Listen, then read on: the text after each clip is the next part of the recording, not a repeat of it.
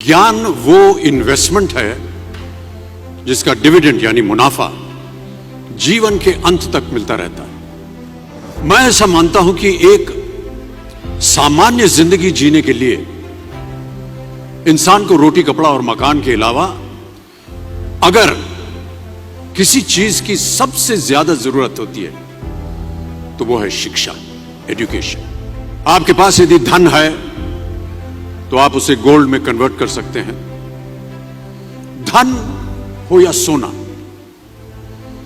दोनों के कम होने का या खो जाने का डर हो सकता है, पर यही धन को अगर हम नॉलेज में कन्वर्ट करते हैं तो वो कभी कम नहीं होगा और ना ही उसकी चोरी हो सकती है। देखिए, जीवन में मुझे बहुत सी बातों ने प्रभावित किया है। मेरे ये अनुभव सुनने में शायद साधारण लगे, पर इनमें छिपा सार असाधारण है, अनमोल है। यदि मैं आपसे पूछूं कि सबसे शक्तिशाली व्यक्ति कौन है, सबसे शक्तिशाली व्यक्ति कौन है, तो कोई कहेगा कि जिसके पास पावर है, वेपन्स हैं, शस्त्र है, धन है, किसी देश का राजा या किसी सल्तनत का वारिस है।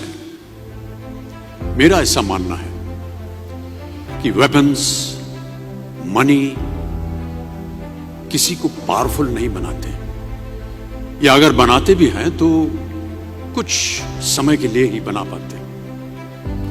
दौलत आज होगी, कल नहीं। शस्त्र का ज्ञान तभी तक काम आएगा जब तक वो शस्त्र चल सकता है। Once it is used it becomes obsolete. पर शास्त्र का ज्ञान कभी नहीं रुकता। Knowledge can never be obsolete. शास्त्र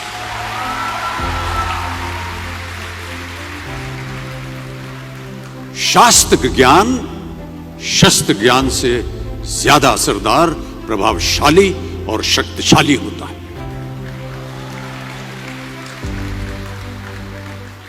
अब देखिए, एक राजा ने कितने राज्यों पर विजय प्राप्त की, कौन कौन से शस्त्रों का इस्तेमाल किया, कितने सैनिक थे, यह शायद आपको याद न हो, पर जीरो की खोज किसने की, बल्ब का आविष्कार किसने किया, राष्ट्रगान किसने लिखा, ओथेलो मैकबेथ की रचना किसने की, ये आपको जरूर याद रहेगा।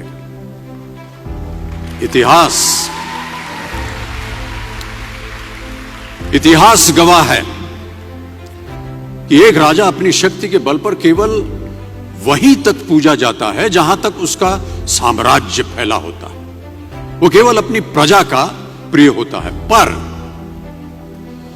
अपने ज्ञान की कीर्ति फैलाने वाले Albert Einstein, William Shakespeare, Rabindranath Tagore सिर्फ अपनी जन्मभूमि में ही नहीं बल्कि पूरे विश्व में पूजे जाते हैं।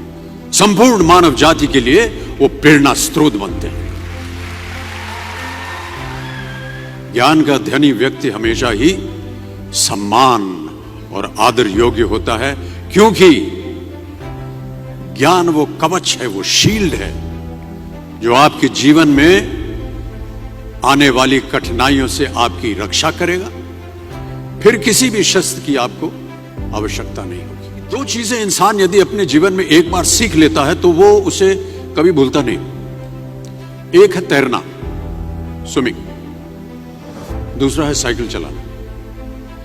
सालों बाद भी अगर आप इन क्रियाओं को करेंगे तो कभी भी इस बात की चिंता नहीं होगी कि आपको स्विमिंग करना या साइकिल चलाना याद है कि नहीं।